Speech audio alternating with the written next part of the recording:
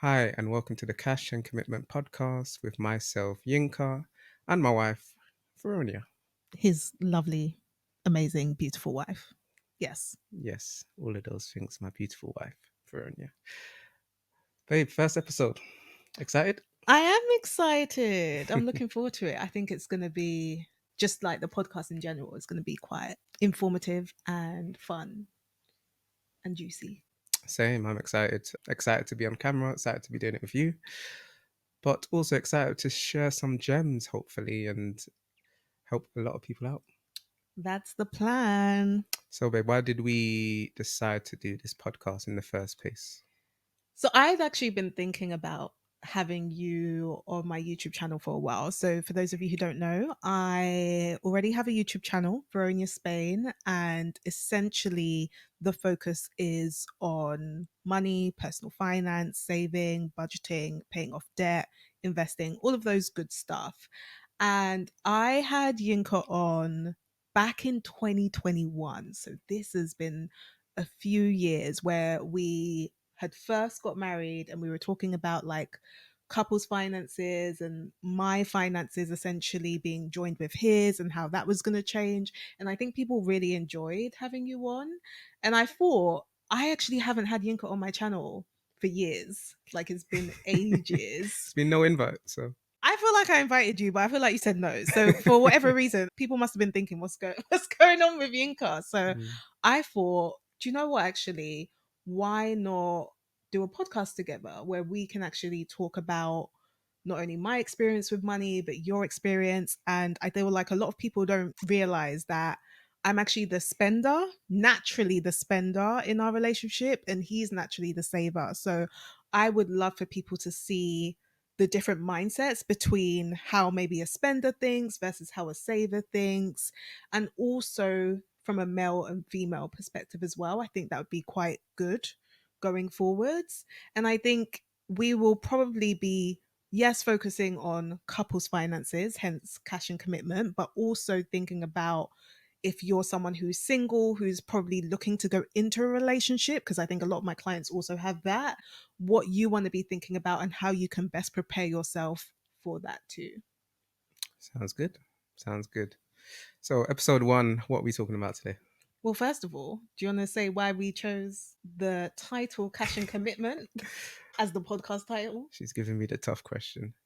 Cash and commitment. Well, we wanted a different name. I think it was called Money Matrimony. That was one of the That was ideas. one of the ideas, Yeah. yeah, and I quite like that one, but it was taken already. So, We asked ChatGPT basically.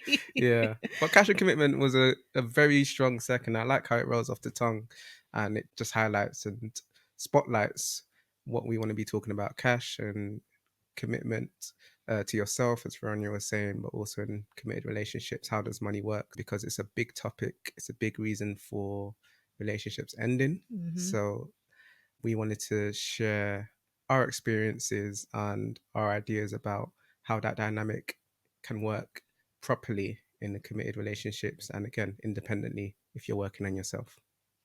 Yeah. So, with this first episode, we really wanted to talk about our money stories. And I specifically wanted to talk about this because I think a lot of people who obviously have been subscribed to my channel will know about my money story. But I think people will be curious to know your money story, especially coming from a saver perspective, how you actually grew up to become a saver, or, have you naturally just been like that since a young age?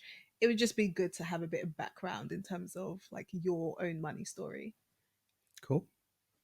So is there a question coming? The question is, what is your money story? Money story. So I guess my money story really started when I entered secondary school because that's the first time I was getting consistent money. Lunch money, £10 a week.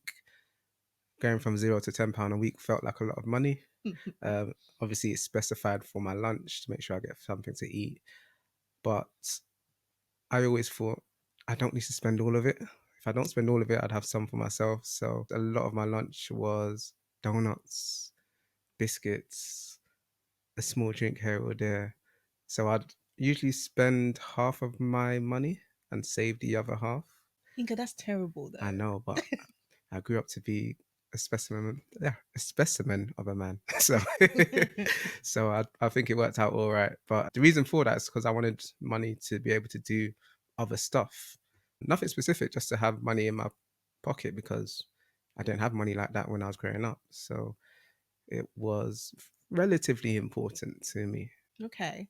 So when it came to your parents, then, did they teach you about money? What did you specifically learn from them?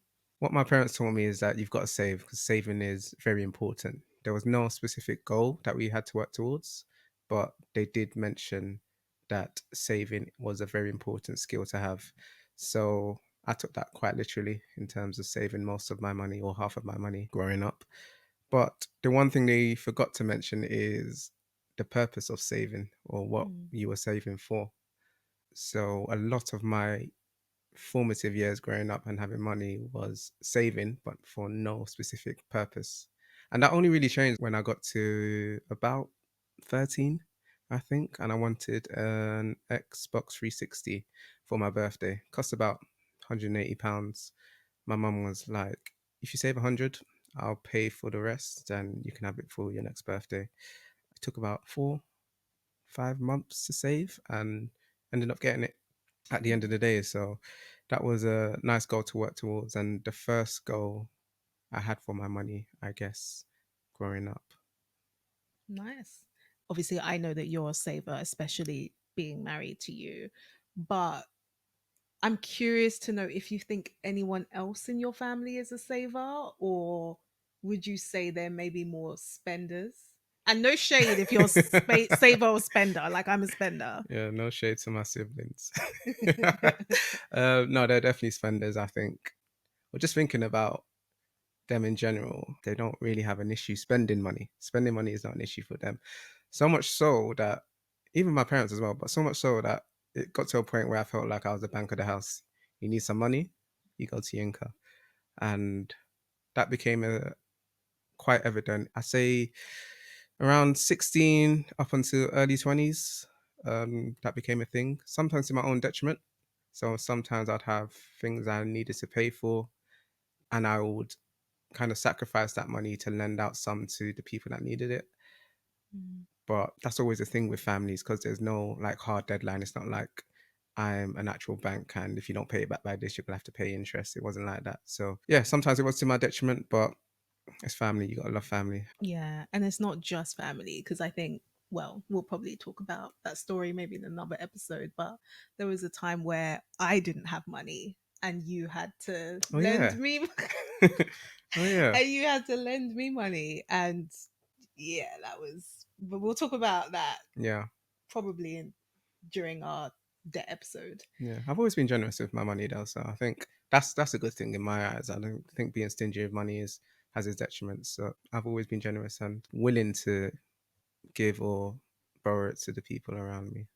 Yeah, cool, cool. Are there any specific like highlights that you might remember where it kind of changed your perspective of money? That's a good question. Highlights that changed my perspective of money. I think, to be honest with you, I think was when you probably started your personal finance journey. Because I still Ooh. don't think I was purposeful with my savings Mm, until you started being purposeful with your money. I mm. mean, I always had money in the bank, always had money to save. That wasn't an issue, but being specific in terms of what I want this money to do was not something that I was actively pursuing or actively doing. So I think meeting you, not meeting you, No, because when you met me, I was a hot mess. So yeah. So, it wasn't then. but yeah, when you started your journey, obviously it impacts people around you. So it Mm, impacted me. That's for sure. yeah. Also, one other thing that happened that I wouldn't say it impacted my journey, but was quite traumatizing was I remember Mother's Day. You know, Mother's Day, you get your mother a gift. So me and my older brother. This is when my oldest siblings had already left and gone to uni. We just forgot. Like we You didn't. forgot it was Mother's We Day. forgot it was Mother's Day. Not a peep. Mum didn't hear a peep from us the whole day. And yeah, she got angry. She's like, "Yeah, you're not having lunch money next week." So for me, it was all right. Like Oh yeah, because I you had had a bit of money. money to save. My brother, on the other hand, I think he might have suffered a little bit, but yeah, that's just one of those things that can shape you as well. Yeah. And I guess that would have been helpful to know that the fact that you had money, worst case scenario, if something happened, you could still like feed yourself basically. Yeah, biscuits. Biscuits But and fizzy yeah, drinks. that's my money story. Okay. What's your money story, Veronia? So, my money story, and I don't know if I've actually spoken specifically about like childhood, but with me, I would say that my mum actually, I'd consider her a spender very much so, but she was a spender who also knew how to save for specific things. So we would always go like on holiday every single year, and she would literally save up for that holiday month by month, put a small amount of money every single month so that we could be able to go on holiday every year. And so I remember that, but I don't remember her actually during the process of saving. I don't think I actually learnt that until later on, where I realized, oh, that's what my mum was doing. I kind of just had the idea where the money was just there and then we just went on holiday. So for me, I think because I wasn't aware of the saving mentality, I never used to save at all, like even since uni. I mean, people will know that I ended up having like a maxed out overdraft, and that was genuinely because I was spending money on my card. I didn't even want to use the overdraft at first, but there was a holiday that we were supposed to pay for and I didn't have money in my account because I'd already spent all of that money. So I was like, okay, let me dip into my overdraft and I'll just pay it back. But of course, I never did. And then ended up doing that with a couple more holidays, to be honest. So that by the time I left uni, basically still had my maxed out overdraft, went and did my master's, and yeah, I still just couldn't get out of my overdraft. So I very much have been a spender for quite a while. The couple of times that I did save money, again, like similar to you, were for a specific thing. So for me, it was because I wanted to buy my first car. I was at university and I was working during the summer. So I used that money to buy my first car. And also, I used the money to save up for my first MacBook as well, which I ended up ruining like a few months later. But even with the car, that ended up being a mess because although I saved for the car, I didn't save for anything else. I didn't save for insurance. I didn't save for the MOT or something going wrong with the car. I didn't save for any of that. So it was pretty much just a mess. And yeah, when we talk about like our debt stories, I'll maybe talk about that in a bit more detail because that also caused me to go into my overdraft. But yeah, that's pretty much, I would say, my kind of money story. There's been little pockets where I maybe have seen saving, but I haven't specifically seen, okay, what does that actually mean for you when it comes to money and how to manage money? So a lot of the learnings really happened back in like 2018 when I started going on this personal finance journey. Cool. But my question to you is, what made you go on that journey? What was the catalyst that made you start thinking about your money more seriously? Yeah, so again, that was in 2018. And I would say the big catalyst was because I wasn't living at home. So I had got a graduate job and I'd moved out because it was outside London and I live in London. I had a lot of time on my hands. So for some reason, I was just like, I want to start learning about like how people become wealthy. I just wanted to start learning about that. I was seeing people at work and I was like, are they genuinely wealthy? Like what do they do with their money? So I decided to start looking that up. Started looking at YouTube videos, started reading some books, and then I was kind of questioning as well, am I going to have to work for the next 40 to 50 plus years where I don't have a choice but to work?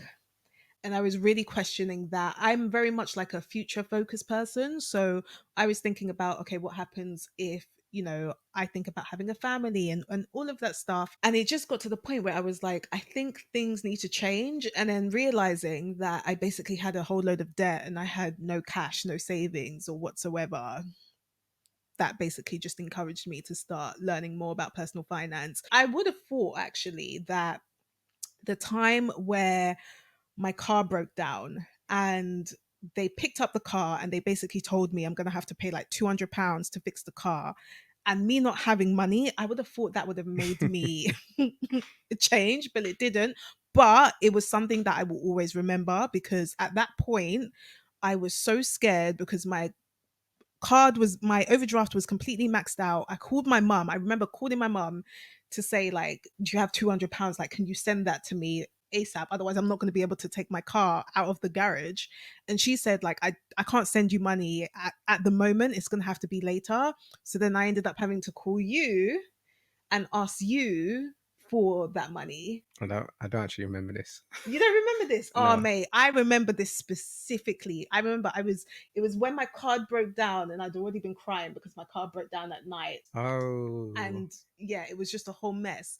So then, yeah, when they took the car to the garage and said, basically, I think you needed a new alternator or Mm. something. And that was going to cost me like 200 odd. And I just didn't have that money. Like, I genuinely didn't have any of that. And so, yeah, I literally had to call you and ask you, like, could I borrow some money? And you said yes. Yeah, I was a broke student as well, you know. Exactly. Yeah, yeah, yeah. You were a student at the time as Yeah, I well. was a So, broke student. the fact that I was the one working at that point in time and you were still studying, but you had money and I didn't, Mm. I really should have been like, okay, I need to fix up now. It was overdraft money though, I think. Or was it? I'm pretty sure it was because I've look my uni.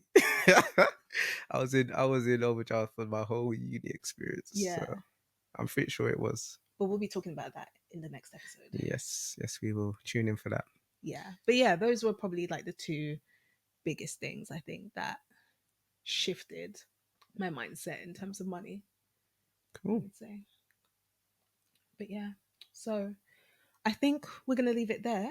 Yeah. This was our first episode. So we really hope you liked it. Of course, you can follow us on Spotify, Apple Podcasts, and this will also be on my YouTube channel. So if you're not subscribed to my YouTube channel, make sure you subscribe and comment as well. Let us know, what are your money stories? Hmm.